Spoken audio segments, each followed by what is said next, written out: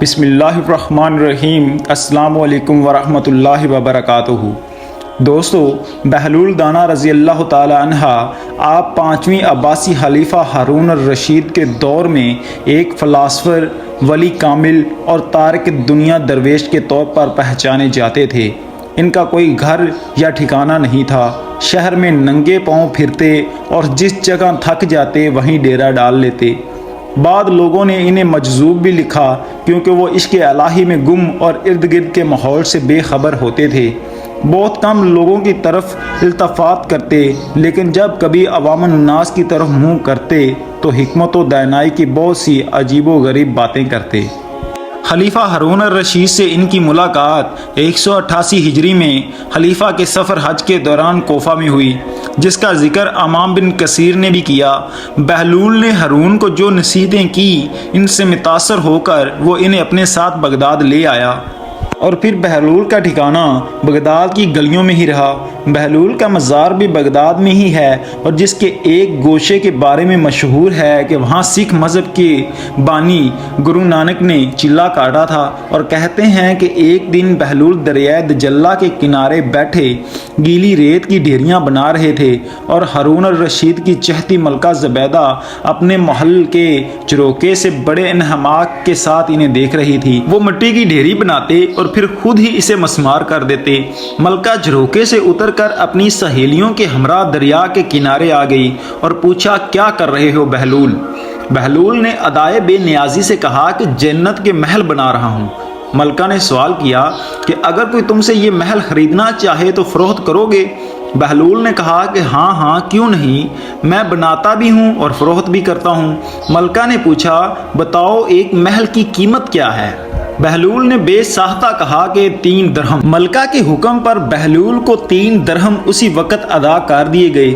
یہ واقعہ ملکہ نے اپنے شوہر خلیفہ ہارون الرشید کو بتایا، جسے خلیفہ نے مذاق میں ٹال دیا، لیکن رات کو ہارون نے خواب میں جنت کے مناظر دیکھے، جن میں ابشاروں اور مرغزاروں کے علاوہ خوبصورت محلات بھی شامل تھے۔ سرخ یاقوت کے ایک محل میں اس نے زبیدہ کا نام بھی لکھا دیکھا۔ ہارون نے سوچا کہ دیکھوں تو صحیح، کیونکہ یہ میری بیوی کا گھر ہے۔ وہ محل میں داخل ہونے کے لیے جیسے ہی دروازے پر پہنچا، درہان نے اسے روک لیا۔ ہارون الرشید کہنے لگا کہ اس پر تو میری بیوی کا نام لکھا ہے، اسی لیے مجھے اندر جانا ہے۔ درہان نے کہا کہ نہیں، یہاں کا دستور الگ ہے، جس کا نام ہوتا ہے صرف اسی کو اندر جانے کی اجازت ہے، لہٰذا آپ کو داخل ہونے کی اجازت نہیں۔ جب درہان نے ہارون کو پیچھے ہٹایا تو اس کی آنکھ کھل گئی، لیکن بیدار ہونے پر خیال آیا کہ پیچھے اللہ تعالیٰ نے زبیدہ کے حق میں بہلول کی دعا قبول کر لی ہے۔ چنانچہ وہ ساری رات اسی افسوس میں کروٹیں بدلتا رہا۔ اگلی شام وہ بہلول کو تلاش کرتا دریا کے کنارے پہنچا۔ بہلول ایک جگہ بیٹھے اسی طرح مکان بنا رہے تھے۔ ہارون نے پوچھا، کیا کر رہے ہیں؟ بہلول نے کہا، جنت کے محل بنا رہا ہوں۔ ہارون نے پوچھا، بیچو گے؟ تو بہلول نے کہا کہ ہاں کیوں نہیں، میں بناتا بھی ہوں اور فروخت بھی کرتا ہوں۔ ہارون نے سوال کیا کہ بتاؤ ایک محل کی قیمت کیا ہے؟ تو بہلول نے جواب دیا، تیری پوری سلطنت۔ ہارون الرشید نے کہا کہ اتنی قیمت میں تو میں نہیں دے سکتا، کل تو آپ 3 درہم کے بدلے دے رہے تھے اور آج پوری سلطنت مانگ رہے ہیں۔ بہلول دانا نے کہا کہ خلیفہ، کل بن دیکھے معاملہ تھا اور آج تم محل دیکھ کر آئے ہو۔ خلیفہ یہ سن کر مایوسی سے گھٹنوں کے بل بہلول دانا کے سامنے بیٹھ گیا اور کہنے لگا کہ حضرت، آپ مجھ سے میری سلطنت لے لیں، لیکن مجھے ایک محل دے دیں۔ جب بہلول دانا نے خلیفہ کی عاجزی دیکھی تو کہا کہ میں تمہاری اس سلطنت کا کیا کروں گا؟ اس دنیا کی محبت تو بہت سے گناہوں کی جڑ ہے۔ اور کہا کہ جاؤ اپنی سلطنت اپنے پاس رکھو، اور اس محل کو بھی میں تمہارے لیے 3 درہم میں فروخت کرتا ہوں۔ معروف بزرگ سیدنا سری سکتی فرماتے ہیں کہ ایک بار مجھے قبرستان جانا ہوا، وہاں میں نے بہلول دانا کو دیکھا کہ ایک قبر کے قریب بیٹھے ہیں اور مٹی میں لوٹ پوٹ ہو رہے ہیں۔ میں نے پوچھا کہ آپ یہاں کیوں بیٹھے ہیں؟ جواب ملا، میں ایسی قوم کے پاس ہوں جو مجھے اذیت نہیں دیتی اور اگر میں غائب ہو جاؤں تو میری غیبت بھی نہیں کرتی۔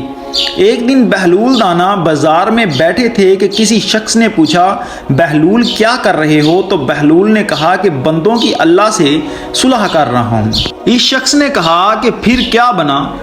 بہلول نے کہا کہ اللہ تو مان رہا ہے لیکن بندے نہیں مان رہے۔ کچھ عرصہ بعد اسی شخص کا ایک قبرستان کے پاس سے گزر ہوا تو دیکھا کہ بہلول قبرستان میں بیٹھے ہیں اور قریب جا کر پوچھا کہ بہلول کیا کر رہے ہو؟ بہلول نے کہا کہ بندوں کی اللہ سے صلح کرا رہا ہوں۔ اس شخص نے کہا کہ پھر کیا بنا؟ بہلول نے کہا کہ بندے تو مان رہے ہیں مگر اللہ نہیں مان رہا۔ بہلول سے ایسے درجنوں واقعات اور دانائی کی باتیں منسوب ہیں۔ کچھ لوگ اسے کتابی باتیں کہتے ہیں، بعد ایسے روحانیات کی معراج مانتے ہیں، لیکن یہ طے ہے کہ جو بہلول دانا کہہ گئے وہ پتھر پر لکیر ہے۔